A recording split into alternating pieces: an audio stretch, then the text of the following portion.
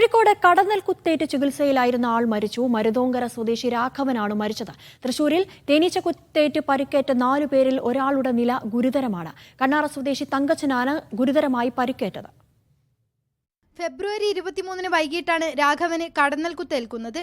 മരുത്തോങ്കര പഞ്ചായത്തിൽ തൊഴിലുറപ്പിനിടെ തൊഴിലാളികളെ കടന്നൽ ആക്രമിക്കുകയായിരുന്നു. നിലവിളി ശബ്ദം കേട്ട് എത്തിയ പരിസരവാസിയായ രാഘവനെയും കടന്നലുകൾ ആക്രമിച്ചു. ഗുരുതരമായി പരിക്കേറ്റ് കോഴിക്കോട് മെഡിക്കൽ കോളേജിൽ ചികിത്സയിലായിരുന്ന രാഘവൻ ഇന്ന് രാവിലെയാണ് മരിച്ചത്.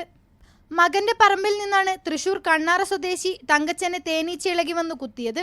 തേനീച്ച പൊതിഞ്ഞ നിലയിലായിരുന്ന തങ്കച്ചനെ നാട്ടുകാരാണ് രക്ഷപ്പെടുത്തിയത്. ഇയാളെ രക്ഷിക്കാൻ ശ്രമിക്കുന്നതിനിടെ 3 യുവാക്കൾക്കും കുത്തേറ്റു. ജോമോൻ ഐസക്, ബെന്നി വർഗീസ്, റെനീഷ് രാജൻ എന്നിവർക്കാണ് പരിക്കേറ്റത്. തങ്കച്ചൻ നിലവിൽ തൃശൂരിലെ സ്വകാര്യ ആശുപത്രിയിൽ ചികിത്സയിലാണ്. മറ്റു 3 പേരുടെയും പരിക്ക് ഗുരുതരമല്ല. തൃശൂർ ബ്യൂറോയ്ക്കൊപ്പം മീഡിയ 1 കോഴിക്കോട്.